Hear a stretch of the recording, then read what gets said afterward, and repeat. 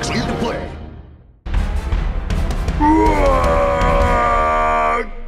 Bat rip. Miniwargaming Dan here from Miniwargaming.com, ready to bring you an epic battle report. Hey Sid, how's it going? Good. Good? Good. Yeah. This is Sid, he's cool. Hey. Where are you coming from? Coming from Toronto. Toronto, because he knows what's really important in life. Because on March break, you have to play Warhammer, all that you can. Every single moment of maybe not that much, but anyway, so I'm playing Orks, obviously. What are you playing, Sid? I'm playing Grey Knights. Ooh, Grey Knights. Yeah. I just had a run-in with them. Didn't work out too well. I saw those Dread Knights. Okay, did you bring any Dread Knights? Nope. Yes, I stand a chance. Actually, well, we'll see. We'll see. We'll get to the armies. Anything you like to say to the viewers? Have fun and enjoy this battle report.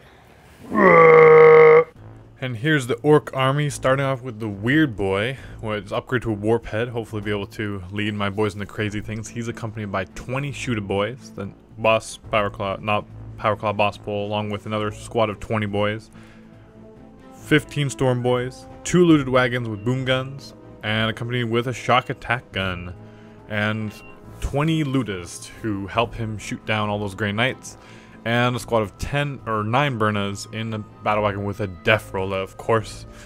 And we'll see how well they can do. Now moving on to the Grey Knight army, a little more complicated. We got Cotiez as HQ, and he's in a Inquisitorial Henchman squad. He's got 5 Arco Flails, 2 Crusaders, 3 Death Cult Assassins, 1 Warrior Acolyte, and they are in a Chimera. And beside them is the same thing, but it's a Librarian Terminator, and then 5 Arco Flails, 2 Crusaders, 3 Death Cult Assassins, 1 Warrior Acolyte, also in a Chimera. And Fred, you're not supposed to be here. That's better. Okay. We have another Inquisitorial Henchman squad, but this time he's got 2 Crusaders, 2 Jakiro Weaponsmiths, which are also monkeys, as you can see, and 3 Warrior Acolytes.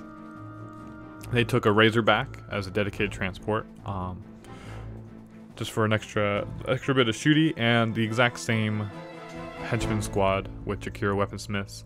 We got a Vindicar Assassin and 2 Dreadnoughts. So those are the armies, and we'll get to the board. So we're playing Dawn of War and Annihilation. And I haven't played Dawn of War in a long time. Neither had Sid. So it was a good little mix-up, or mixing it up. It was a good feel, but I was a little bit afraid of outdistancing the rest of my army, and so I did deploy the shock attack gun to be able to try to get a first turn shot off. I forgot there was night fighting rules, so we'll see if he can manage to see the enemy on the other side of the board. And then my boys, of course, up as far as possible to be able to hit them before they can hit me, because they are not in transports.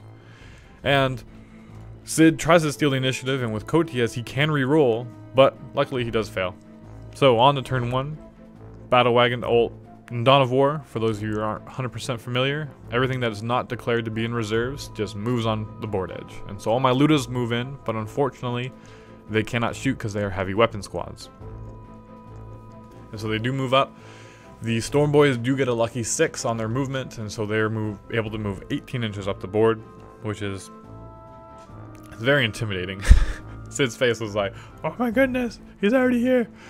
And unfortunately, my Weird Boy has to move on by himself, and so he has to stick with that leadership 7. And so he will not be able to borrow the leadership of the boys from the mob rule to be able to do his psychic powers. My 1 looted wagon presses that, but I move him on just behind the Weird Boy, so he hits the Weird Boy and stops instead of going out into the open or going over dangerous terrain. And the other looted wagon moves on as normal. And then my boys just kind of move up, trying to position, because I'm not sure how he's going to come onto the board and how he's going to unload those transports full of those henchmen. And so it's very, very iffy right now, very just positional. Not sure what's going to happen, and since there's nothing else to do, I decided to run with my Storm Boys as well. Trying to get in there. So now to try to overcome night fighting rules, I fail with my looted wagon. The Weird Boy, I should have done him first. He does make his psychic power, but because of Shroud, he is not able to cast his... It's his psychic power is negated. And the boys, during their run move, just continue to move around, decide that they're not going to try to run out in the open quite yet. The shock attack gun gets a decent strength, doesn't roll doubles thankfully, but he is not able to see them. So that's the end of turn 1 Orks. Now for the Grey Knights, just everything moving on. He is kind of blocking his own line of sight, but then he quickly remedies that by flying across the board with those chimeras, and he unloads the henchmen right in front of my Orks. Luckily he won't be able to charge me because they're not open topped vehicles. But now he's kind of forcing the engagement, and he's actually blocking line of sight very well from across the board where most of my other army is. And so he, as a very smart player, is cutting my army in half. And so we'll just see the power of the boys. And that squad, of course, has Cotiez. So they're coming out.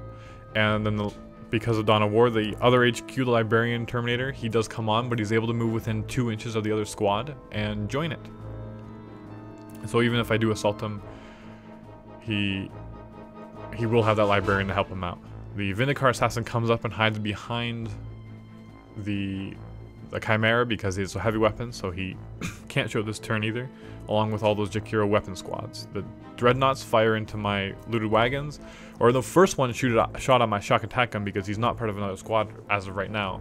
But the other one got rolled double 6 on the night fighting, able to see me, but with all of its penetrating hits and glancing hits, he does manage, to destroy a weapon at least and stun him.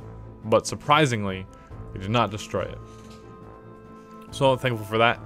The Librarian with his Stormbolter and the Melta in the squad shoot at the boys, but managed to completely whiff on those dice. And then Cotiez with his 4 bird attacks manages to wound one and kill one of my boys. And that's the end of turn 1. Not a lot has happened, but again, Dawn of War kind of messes things up for us, but it's all good because it was for both of our sides.